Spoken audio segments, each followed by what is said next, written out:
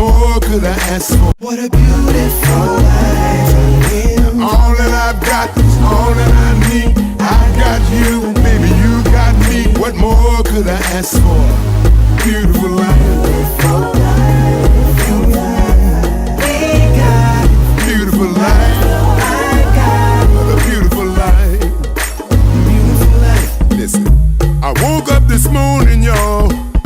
The sun was shining oh so brightly. I thought about how good this life is. Back in the day, it wasn't always like this. I think about the things we done been through. I think about the place that I come from. It wasn't always easy, so every day I'm thanking God for the beautiful people everywhere I go. I just need to see your smiling faces at my show. And when you're feeling real love from the family, every day is a gift, y'all, that's all I need. What a beautiful life. All that I've got, all that I need. I got you, baby, you got me. What more could I ask for? Beautiful life. Beautiful life. We got beautiful life. I got a beautiful life. Beautiful life. Happiness, you know, it feels real good, y'all. For us to get it, then we gotta work hard, y'all. Every day. And don't pay attention to the things they say when they tell you that you can't make it, but you can if you try, y'all. When life is rough, I know sometimes you wanna cry, y'all. Just keep the faith and don't question. Ain't no need of stressing. Your life is still a blessing. It's not about the cars, the money, or the clothes. You can believe these things will only come and go, but when you're getting real love from everyone you meet, it's a blessing, y'all. It's magic, y'all. What a beautiful life. All that I've got, all that I need. I got you, baby, you got me. What more could I ask for? Beautiful life. Beautiful life. We got beautiful life. I got a beautiful life. Beautiful life. And now we all been blessed to be here, so it ain't no need for stress. We don't worry about the things that we can't control. We just pray and hope for the best.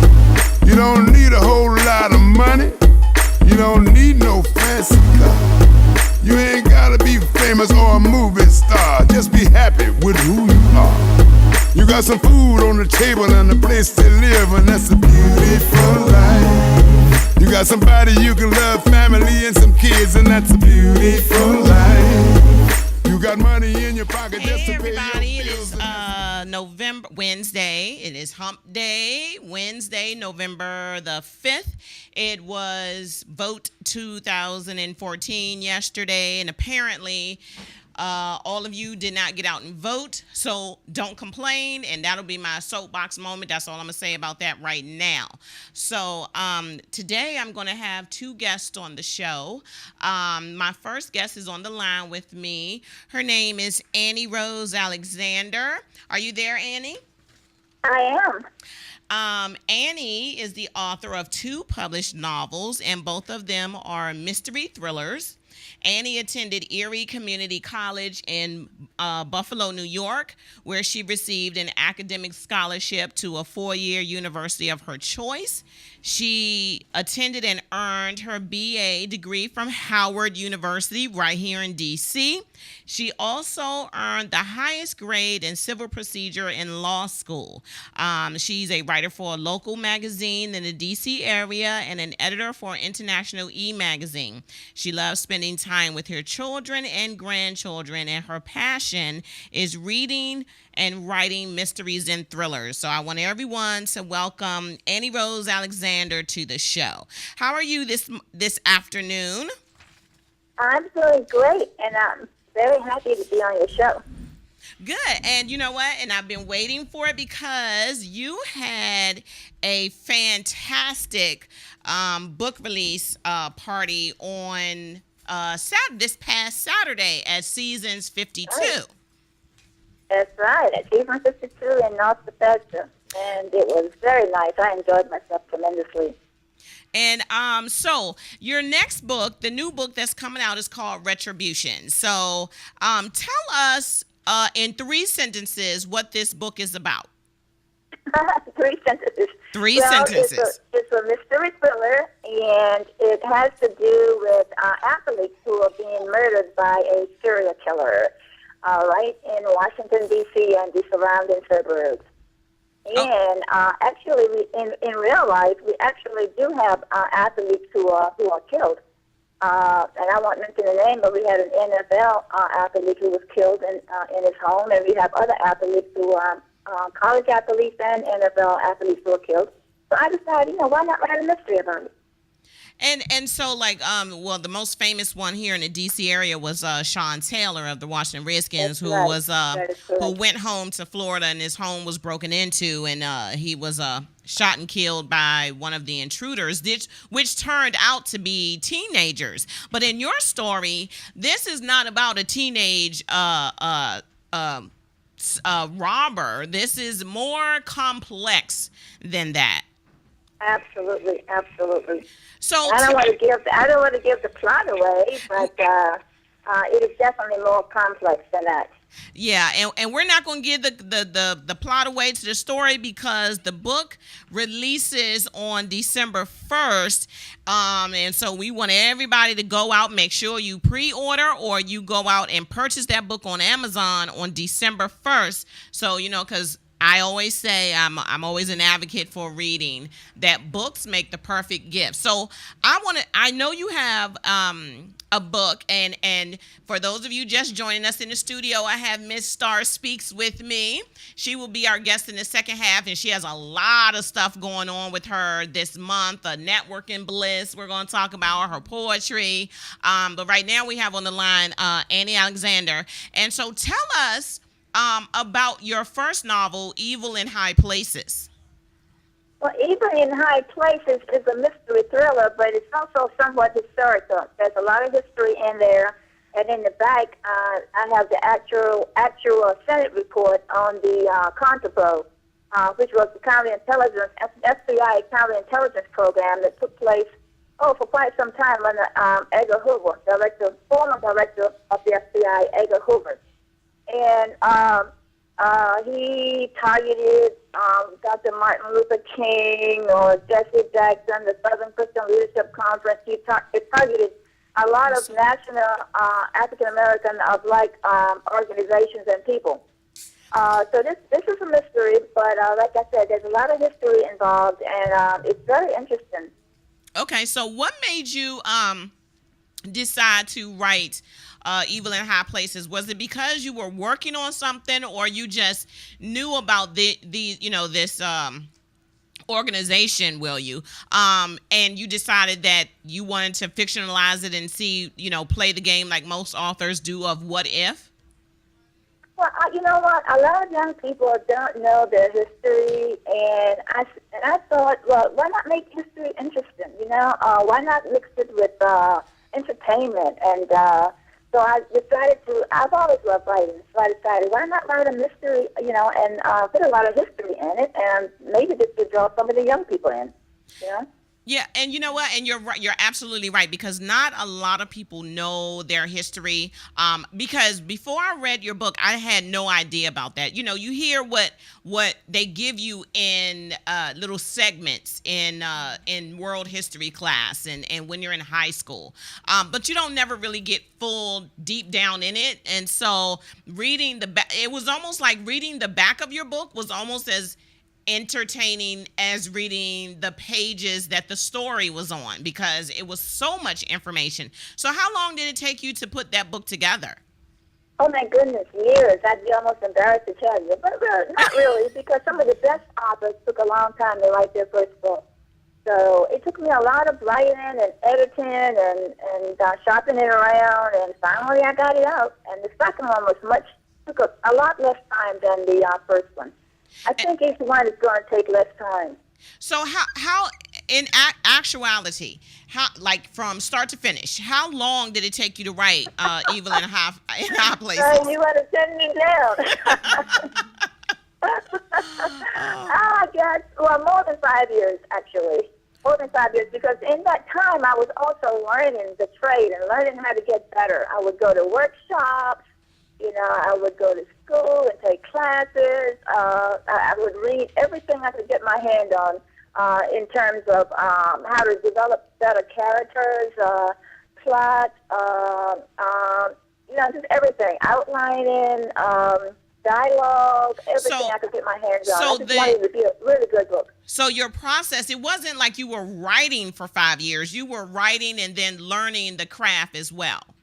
Absolutely. Okay. Absolutely. So how long did it take you to write Retribution? Oh my goodness, but that took a lot less time than my first one, because by then I had learned, I could use what I learned writing Even in High Places and apply it to Retribution. So it took me a couple of years to write Retribution.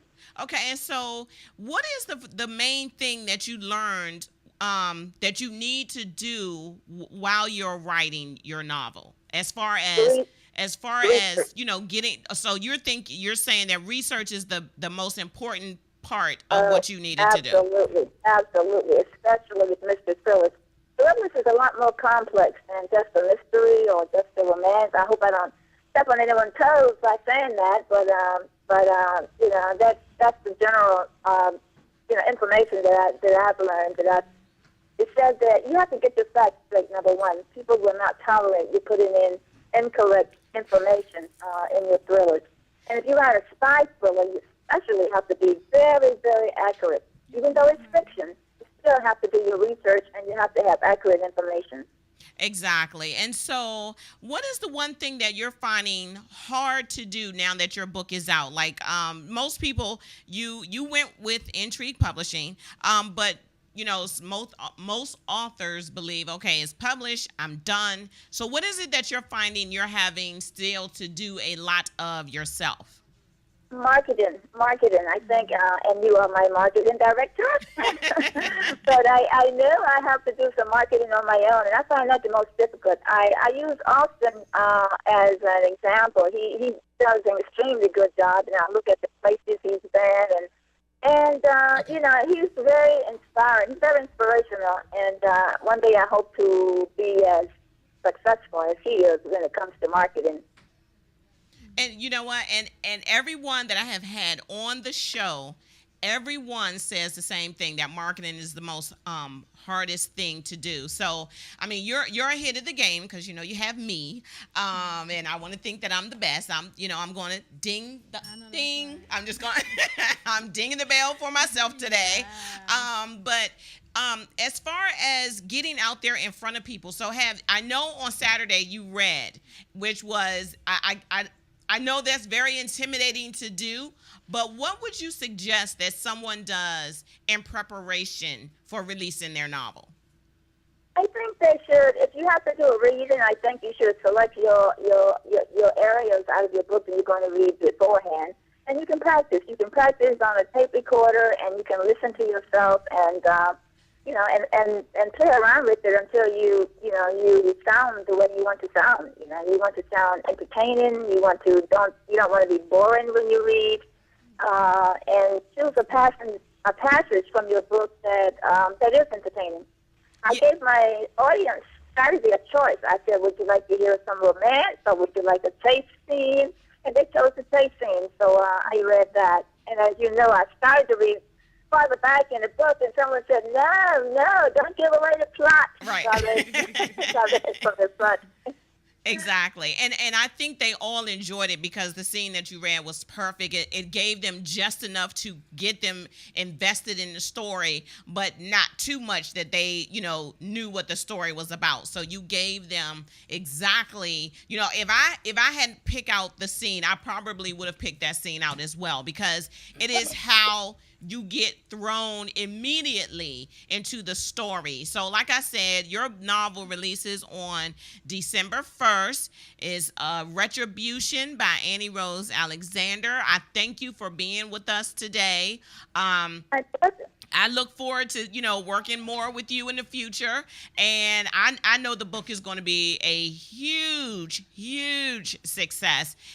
Because let's just be clear that the cover is amazing. I just love the cover, and I think it tells the story accurately. So thank you for being with us today. Thank you for inviting me. Thank you. I'll talk to you later. Okay, bye-bye. Okay, bye-bye.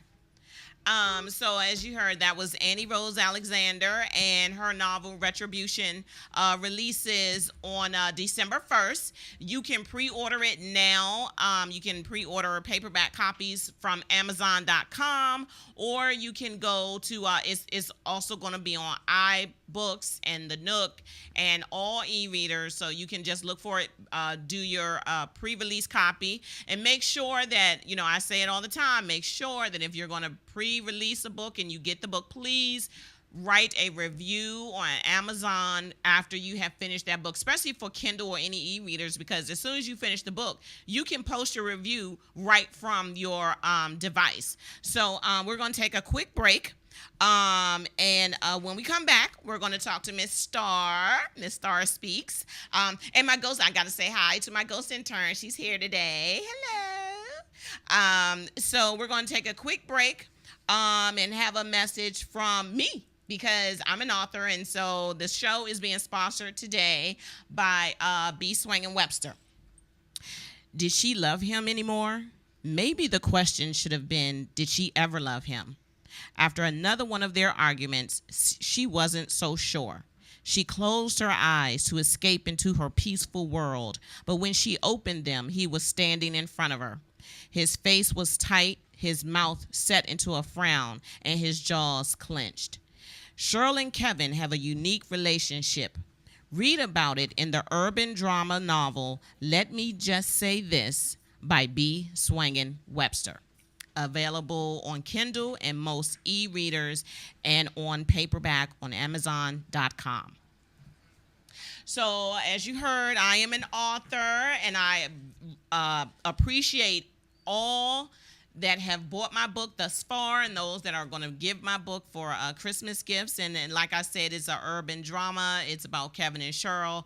And I have a little tidbit more that I'm going to be, putting out there every week just to give you a little teaser in case you're unsure on what it is. It's not street lit, people. It is something different. It's not street lit, which is different than urban drama. So without further ado, I want to talk to Miss. Do you want me to call you Shalinda? You want me to call you Starsheet? Star. Okay, so okay. Oh yeah, because see, let me just tell you, she is amazing. I have so many events, and I talk about the Barber Lounge for Men all the time, and Shalinda is always there. She is like Intrigue Publishing's biggest supporter, Sharon's biggest supporter. She is always there. And I did not know until I think the Divas were there, that you said that you write poetry, which was like amazing to me. I'm like, what? I know you. And here was the craziest thing. She knew my daughter. And I kept saying, every time I saw you, I was like, okay, I know her. I know you from somewhere. I know you from somewhere. Not quite sure where. And then just one day, I think you said, do you have a daughter? Mm-hmm. And I was like, yeah. And then, you know how you play the game, like, Who is this? How should I know her? Is she an enemy of my daughter's, or did I do something to the child when she was little? I'm trying to figure it out. But so you write poetry. Now I know I write novels. Now is it? I don't know. Have you tried your hand at writing a novel before? I have. Okay, I started something years ago. Okay. Years ago, and I don't know, just playing around. I've always written. That's like my therapy. Okay. But a lot of people didn't know about it because I was so shy. Okay. I was so scared to, put myself out there. Mm-hmm. But I tried, and I kind of went back on that, colored it all out in colorful paper, put it out and stuff. But I think I'm going to go back to that. Okay. But after I get out my poetry, and I want to start another book. Okay. Okay. Too, so do you find that it's easier for you to write poetry? Is that, and why is that? Because that's my therapy. Okay. Like that's my way to get everything out. I write better than I speak. Okay. But don't we all people, we can shoot off an email and a text. Real quick. Hey, you just wait a minute until I tell you this. So, right. But, okay, so in poetry, are you one of the people that, like, I don't know poetry. I can't write it. I mean, I can cuss you out in, short bursts. I can cuss you out 140 characters. I can do that. But, like, does it have to flow a certain way? Do you have to, does the verses have to be a certain way? Yeah. How is it that you learn to write poetry? I don't know. Like, I didn't really learn how to write poetry.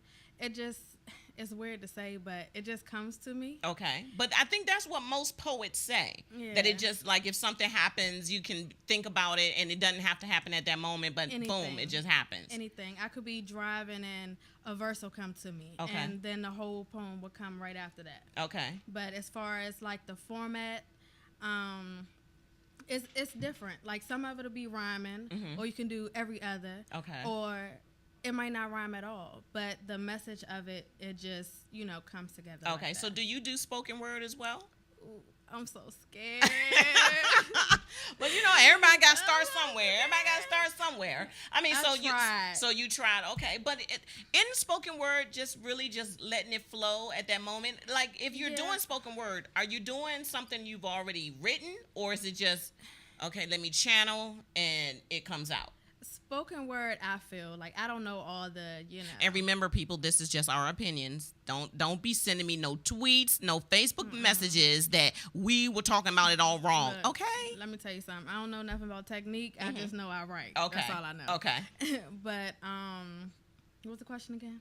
Like spoken word. Does it flow, or do you already have what you're gonna do? As far as spoken word, like as far as getting on the mic.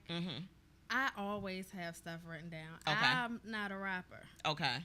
That's how I'll put it. So it's not like the cipher. Like, okay. Nah, okay. I'm not about to do that.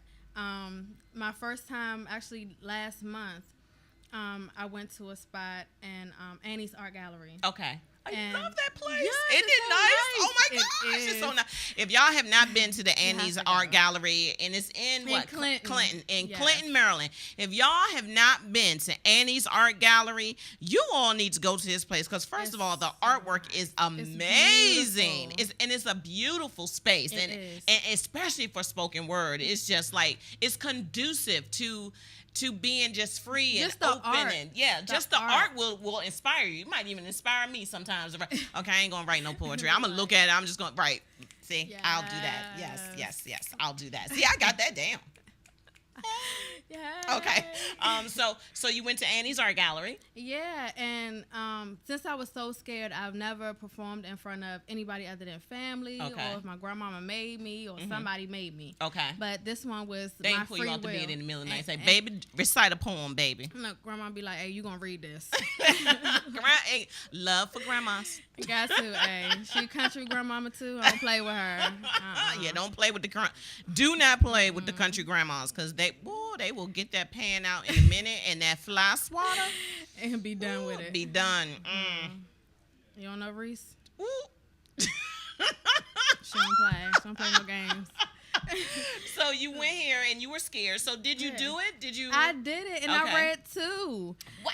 So you were that scared you read too? But I'm so ready. Okay. I'm ready to get my poetry out there, but I can't read. Okay. I can't read, but I did it. Okay. That was the whole thing, because my thing now is fear and faith can't coexist. Oh, fear and...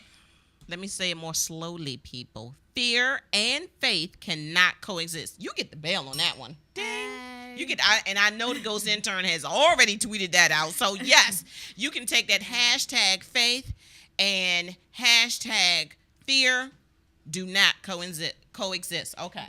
So so when you got up there and did it, did you read both of them back to back, or was it you had to prep? Okay. I read them back to back, but I need to practice. Okay. Because I didn't I used to record myself and stuff like that. Mm-hmm. But the sound of your own voice. I don't like the sound of my own voice to playback. And I don't think none of us do. We none of us do, because sometimes I listen back to the show and I'm like, well, did I have a cold that day?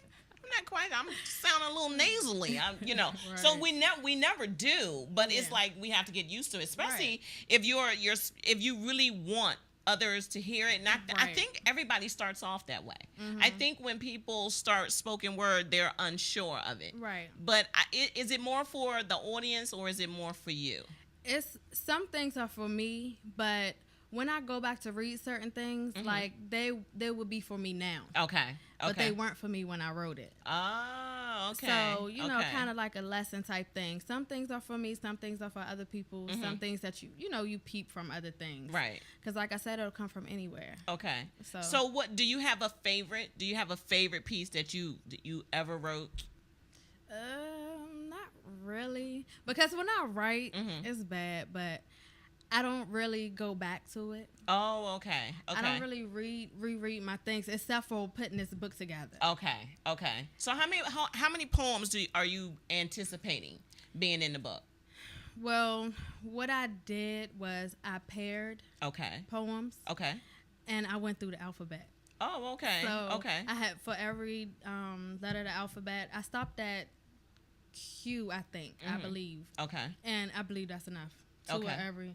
And so it's a good amount. Okay. It's a good amount. But in between, it's not gonna be full poetry. It's like, this one might be a sad story, but I wanted to pair it with something uplifting, so you don't have to go through the whole thing sad, the whole thing. And see, most people believe that a book of poetry is going to be sad because they're putting it out there, and it's like, okay, this is what I was going through in my life, but it doesn't have to all be sad. So are you pairing it like one of them may be happy or sad, and then it's a life lesson that you learned that goes along with it? Well, it's still another poem. Okay. It's still another poem, but the other poem may be, something about, you making it through. Okay. Or something spiritual or something like that. Okay. It's just not like, hey, I lost my grapes these days, and next day you found some cheese. Yeah. I wanted it to be different because when I spoke to other authors, especially at the Barber Lounge, they say that, poetry really doesn't sell. And I heard about that, before, but poetry is in everything. Right. Our songs, everything. Exactly. It's just a way of how to do it. So I want my book to be a little bit different. Okay. So I'm going to have like, in between certain poems, I'm gonna have like a little passage or a little story, something. Okay. Maybe what I was going through. I haven't figured that part out yet. So now, like I said, she is a woman of many talents, and I want to talk about the networking bliss because I'm gonna be there. And it's in Waldorf. And it's in Waldorf, Maryland. It's in Waldorf at the Spice Lounge. Okay, it's at the Spice Lounge, but honey. Let me tell you something. It's before hours. Oh, okay. It's before hours. You can stick around if you want. Event, if you want to. Afterwards. You can stick around and see what goes on afterwards. But and during the day, it's going to be us. So what made you want to put this together? Well, it's a lot of business owners that I come across. I've been to a lot of networking events, and all of them have been different. They play them out different. But it's nothing really with the vendors, because I've been a vendor and nobody really spotlights the vendors. Okay. So that's what I wanted to do with this. Networking is huge. Right. And I've learned that over the past couple years. And in the corporate world, they say if you know somebody, then you have a better chance. Right. We got to do the same thing with small businesses. So if you don't go nowhere, you don't network, you don't have nobody to know. Exactly. You don't know nobody. And see, and that's the thing, and I'm all about the networking. If anybody knows me, the first thing I say is, where have you been? Because to me, it's like, if you tell me you don't do events, see poor that face right there, people? Yeah. Poor little ting ting. Yeah, poor little ting ting. Poor little ting ting. That because you can't expect to sell something if you have never been anywhere. Right. And if you have never been anywhere, don't look like I don't understand what's going on. I'm not understanding why I'm not selling this or why this is not getting out there to people. Because let me tell you something. Me and my boots and my shoes, because it's boot season, y'all. Did y'all see the boots before? Yeah, so it's boot season, y'all. So me and my boots and or shoes, we will be going everywhere. And so wherever there is a networking event, you have to go, because again, you're doing this, but you're also in the it works, because I want to keep saying it raps. It works. It works. Oh, you got the shirt on. Yes, See what I mean? See, she knew she was gonna be on the air today. She got her marketing material on. You know, she on the B Swangin show talking about it works. Yes. So, and I saw how it worked for you, because I mean, you were huge when you were. Okay, I don't mean to say it like that, but you like she was like she was huge when she was pregnant. She was all baby, but she was I wasn't. Well, I mean, okay, to me, you seemed like you were all baby. After that third one. 8, 9, 8, 10, and 8, 12. That's how big my kids were. What in the world? Oh, they were big. Look at here, y'all. No C-section. Oh, Lord. Let me Jesus. tell you something. It ain't happening again. At the first one at 8, 9, or whatever, anything over 8, anything over 5, forget about it. Forget about it. Not happening. You forget about the pain. Oh, Lord Jesus. I remember. Obviously, because you had 2 more. I remember. So after that, is that when you started It Works? Well, a little bit after that. The reason I started It Works was because I was a full-time medical assistant. Okay. I didn't see my kids. Mm-hmm. You know, my second son, he didn't even know me when I came home. Mm-hmm. I was like, hey, he'd be like, who is this? And go run off. I'd be like, why? Be like, I'm your mommy. Remember, like, I breastfed you, everything. Like, I see how quick they forget. Ah, Jesus. That's my look when they forget. Okay. So you started it because you wanted to be home. Yeah. Okay. I was trying to find a different way, because I knew with my poetry, you know, you hear things other people saying, you know, that ain't a real job, whatever. Okay. You know what? Oh, wait a minute. So that's funny, because they say that about authors, you know, that write fiction, and that, oh, well, you know, that's not real. You're not going to really It's not going to get you any money. Right. It's not going to, I mean. But see, now I need to expound on that, because yes, it's not going to get you any money if you sitting at home thinking, you know, that you're going to be called up by Oprah, which I did the first year. It ain't going to make you any money if you just sitting home and not going anywhere. But when you get out there is when you start to really catch momentum. Right. So is it because when you started the It Works and your poetry, did you see that they kind of sort of went together, that people said, oh, okay, wait a minute, you do poetry? Or I didn't tell, nobody knew I wrote. Okay. Nobody knew.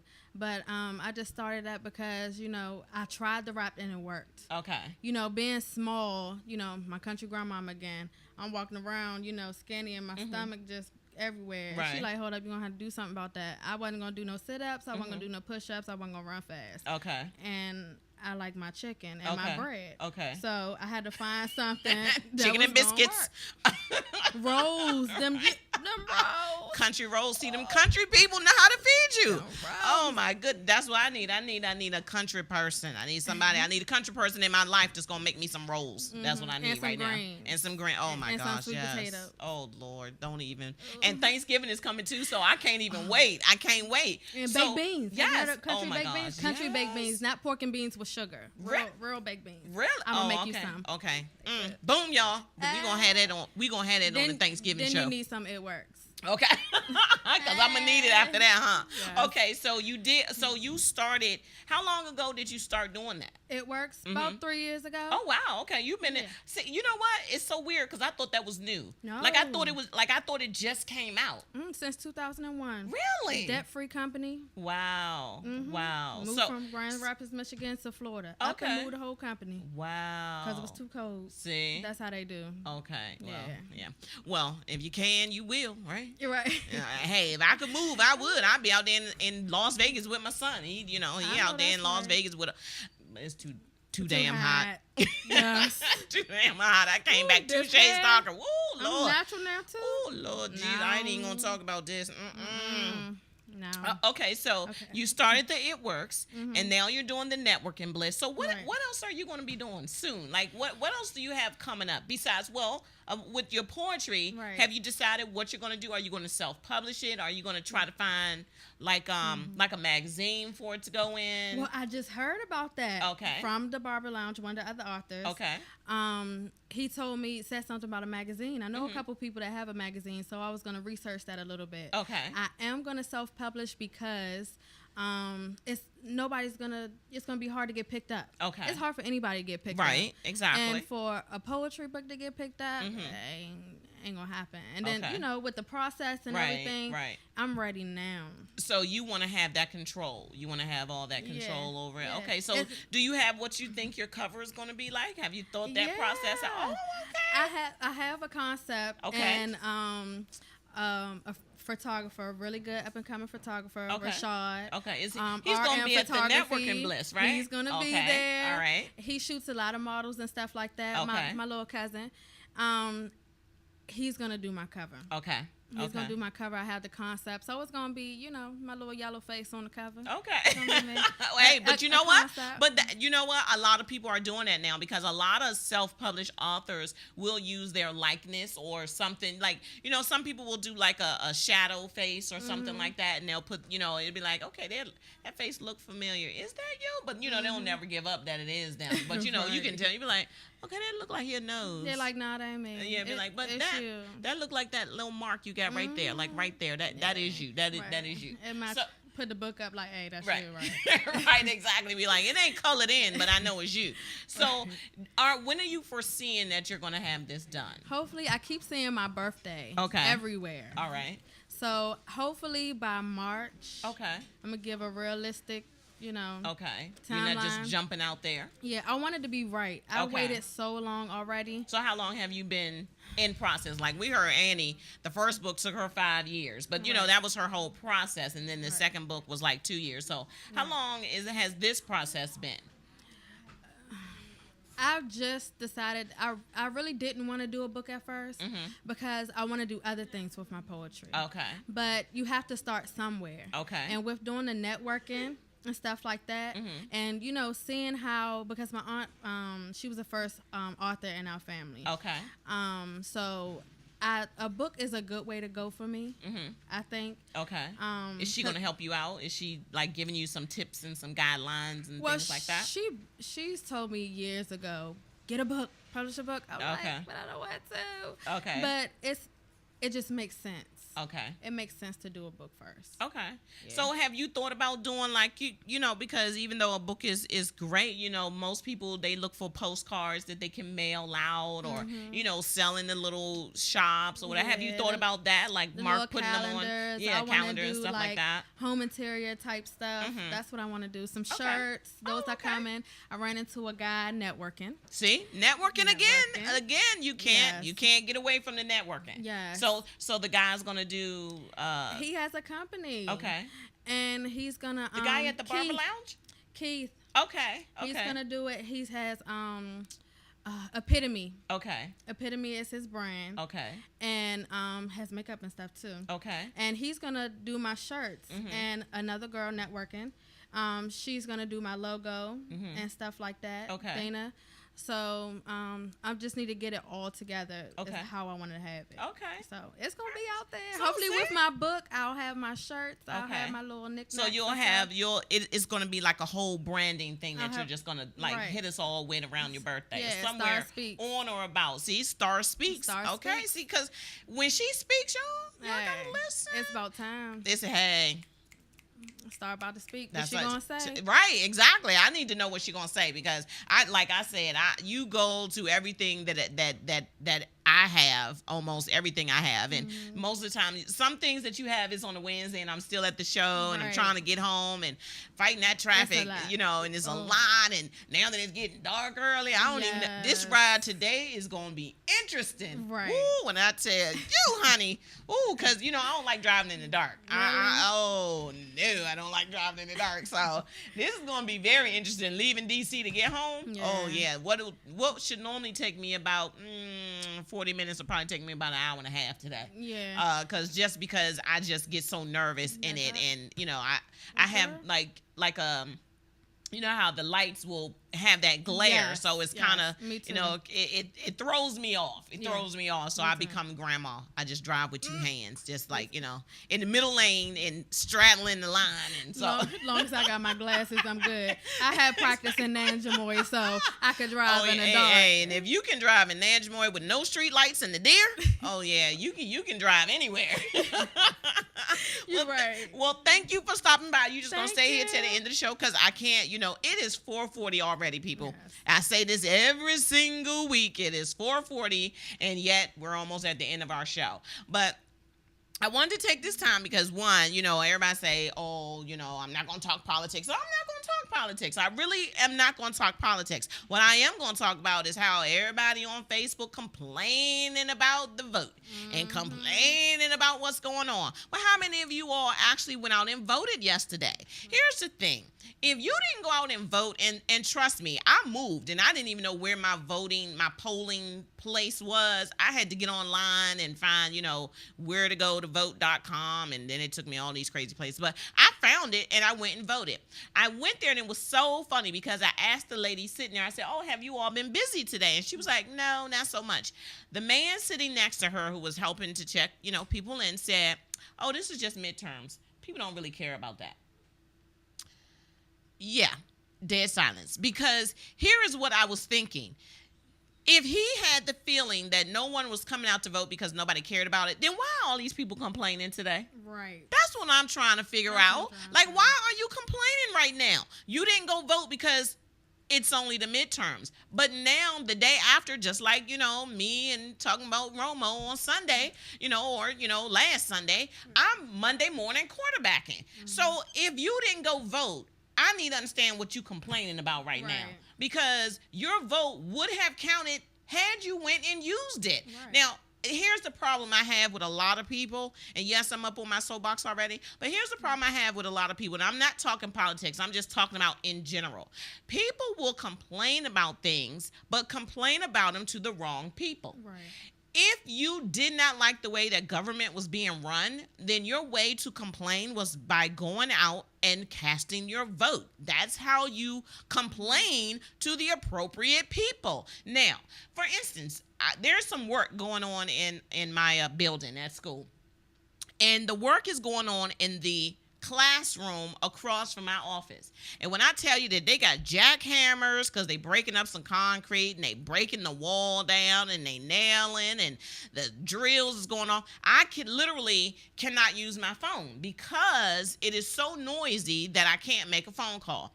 This woman came in and was complaining to someone else about the noise. Now, here's where I had the issue. The issue was her room was not where my office is. Her room is all the way down the hallway and around the corner. So she was getting like the echo. She was hearing the echo. And to her, it's just too loud. I just can't take all this noise. It's just, they should have done this during the summertime. So my reaction is, what are you telling us for? Right. We have no control over why they're doing this now. Right. Here's who you should be complaining to. Right. Call up the Board of Education of Charles County and complain to the superintendent that now during school you have these workers in here trying to renovate this room because they're turning it into a computer testing lab or some such nonsense. Complain to them. Right. When I suggested that, she got huffed up and puffed up and mumbled something and left. Well, what you getting mad for? I was giving you the solution. I'm only the solution person. You can't complain to me because nothing I can do about it. Right. But I will give you the solution. And the solution was call the Board of Education and make your complaint. Right. See, here's where my issue becomes. You want to complain, but you don't want to know what the solution is. Everybody want to complain, but don't nobody want to fix it. Don't nobody want to take that extra step and go find a solution. Now, here's the thing. Don't come around me complaining because if it's not bothering me, and trust me, I am literally, as far as I am away from you, this is how close that room is to me. So if I'm not complaining about it, why are you? When your classroom is all the way down the hall and again around the corner and you hear an echo. So if you want to complain, call down to the board and complain. But don't sit in here and make everybody else miserable because you want to continue to complain about something. Right. That's not going to happen. That ain't happening with me because I'm just going to say, hey, ain't bothering me. And I just keep it moving. I don't know what to tell you. Ain't bothering me none. So here's the other part of that.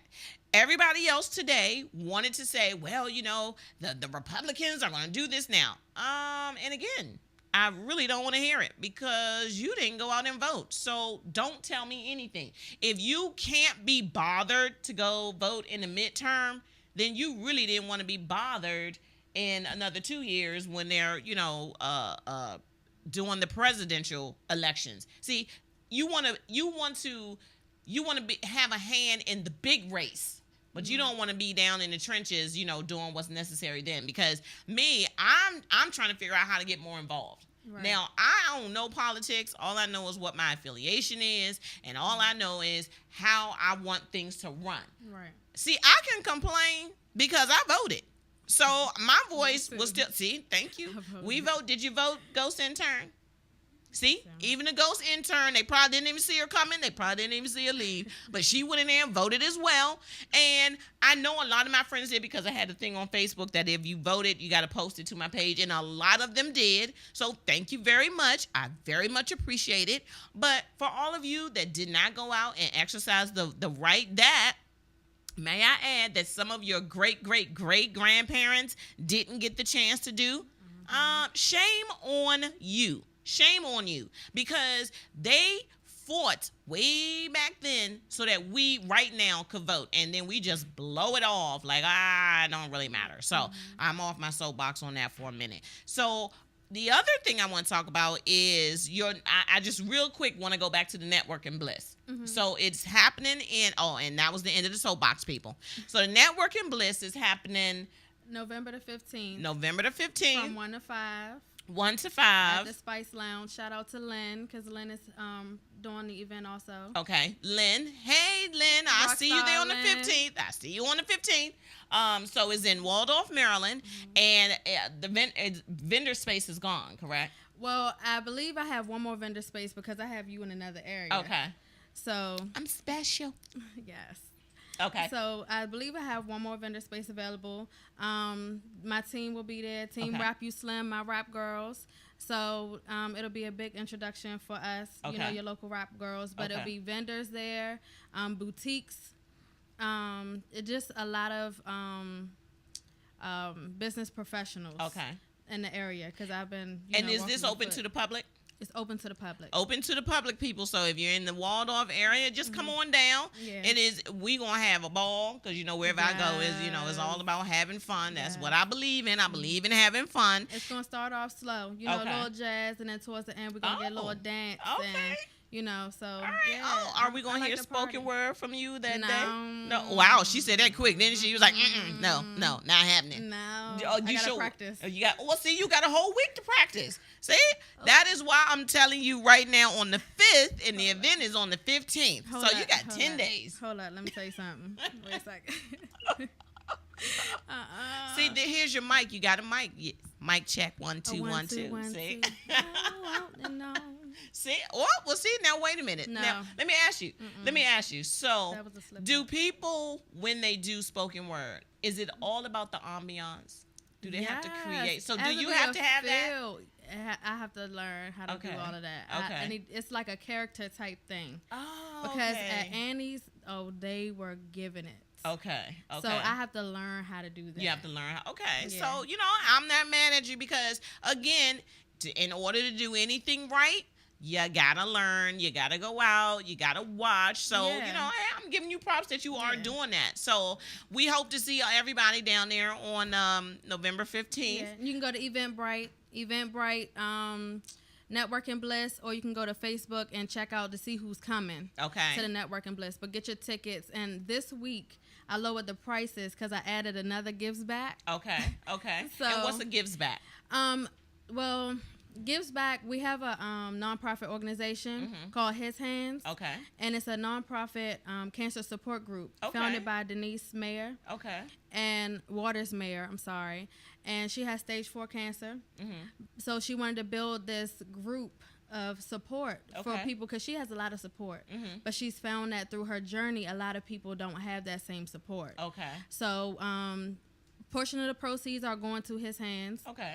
And now that I added another gives back, we're going to do a canned food drive. So if you get your tickets this week, you can choose to pay $15 or $10 if you bring canned food. Okay, see, and Thanksgiving is coming, people, and we know everybody, you know, things are a little tight for everybody. But remember, there are some people out there that don't even have that, because I'm doing a canned food drive at my school. I do it every year, so I do that on the 2 weeks preceding or before Thanksgiving. So I'll be heading that up too. So you know what? This young lady is doing big things in the Charles County area, because I saw that you are actually on the board, or you go to the meetings for the Charles County government something or another. I'm trying to learn, because I was like, wow. Even I haven't done that. I haven't. That was just like, you know how you look at it and say, oh, okay, I want to do that. Okay, I'm not comfortable yet. So like, you know, just like you, I'm still learning. So just make sure, if you are in the Waldorf area, that you go to Facebook, because you're on Facebook. Facebook, Shalinda, and Rap You Slim. That's WRAP, the letter U, Slim. Or you can search Networking Bliss, and you'll see everything on Facebook or Eventbrite. Good. And I'll be tweeting it out, and make sure that you follow me on Twitter. My Twitter show, you know, if you know, I'm Swangin Webster on Twitter. That's my personal feed. But for the show, it's We Be Swangin', just like the sign says up here, people. We Be Swangin'. At We Be Swangin'. So go ahead and follow me. I'll have every guest that's on the show, I put, you know, all their information on Facebook and things like that. So I want to thank you for coming. She was so nervous. It was so cute. She was so cute. And I want to make sure that everybody remembers I am an author. I got on this. Somebody got on me about saying I don't ever say I'm an author, but yes, I am an author. My book is in stores. Yes. It is in Barnes & Noble. It's on Kindle, Nook, iPad. Get it, you know, give it as a gift. Right. Give it as a gift. It's Let Me Just Say This, and let me tell you, Cheryl and Kevin's story is one that you really want to get into. And I just thank you for joining me. It has been a wonderful, wonderful time. There's a cover of my book again. So all you have to do, people, is just type in Swangin Webster. Just type that in your Google search, and I will come up. So that's how big. See, that's how networking. That's what networking gets for you. Because I'm in so many places that when you type in my name on Google, every place that I've ever been or am going pops up on Google search. That's big time. Yeah, boop, boop. Boom, boom, shake the room, people. So until next week. Oh, and just in case no one has been watching the show Twitter feed, R.L. Stein will be here in January. Confirmed. Author of Goosebumps. Whoop, whoop, whoop. Big party's going to be happening in January, people, because R.L. Stein will be here with me in January. We're working out all the details. And so if you think that I'm not putting my name out there, watch my footsteps, okay, people? So until next week, I want to say hi, Paula. I know you're watching, girl. I know that wine was good. Hey, kids. Hey, mama. Hi, kids. So until next week, people, I want you to remember that I live a beautiful life. Shalinda lives a beautiful life. And so does my ghost intern, who will be graduating from Howard University this year. Whoop, whoop. Yes. So until next week, I am Swangin Webster, living a beautiful life. I will see you then. What a beautiful life. All that I've got is all that I need. I got you, baby, you got me. What more could I ask for? Beautiful life. Beautiful life. What a beautiful life. Beautiful life. Listen, I woke up this morning, y'all. The sun was shining oh so brightly. I thought about how good this life is. Back in the day, it wasn't always like this. I think about the things we done been through. I think about the place that I come from. It wasn't always easy, so every day I'm thanking God for the beautiful people everywhere I go. I just need to see your smiling faces at my show. And when you're feeling real love from the family, every day is a gift, y'all, that's all I need. What a beautiful life. All that I've got is all that I need. ask for? Beautiful life. Beautiful life. Beautiful life. A beautiful life. Beautiful life. Happiness, you know, it feels real good, y'all. For us to get it, then we gotta work hard, y'all. Every day. And don't pay attention to the things they say when they tell you that you can't make it, but you can if you try, y'all. When life is rough, I know sometimes you wanna cry, y'all. Just keep the faith and don't question. Ain't no need of stressing. Your life is still a blessing. It's not about the cars, the money, or the clothes. You can believe these things will only come and go, but when you're getting real love from everyone you meet, it's a blessing, y'all. It's magic, y'all. What a beautiful life. All that I've got is all that I need. I've got you, baby, you got me. What more could I ask for? Beautiful life. Beautiful life. Beautiful life. A beautiful life. Beautiful life. Now we all been blessed to be here, so it ain't no need for stress.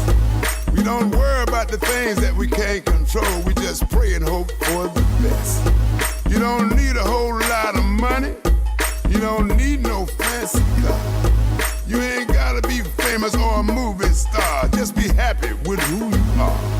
You got some food on the table and a place to live, and that's a beautiful life. You got somebody you can love, family and some kids, and that's a beautiful life. You got money in your pocket just to pay your bills, and that's a beautiful life. Just to make it through the struggle and you still be here. Now that's a beautiful life.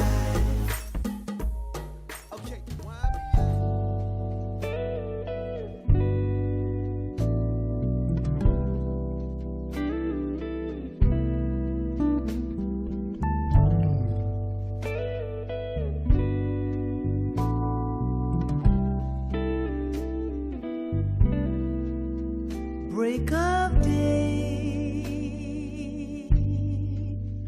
why you coming so fast? Go away. I don't wanna have to leave her yet. Here we lay,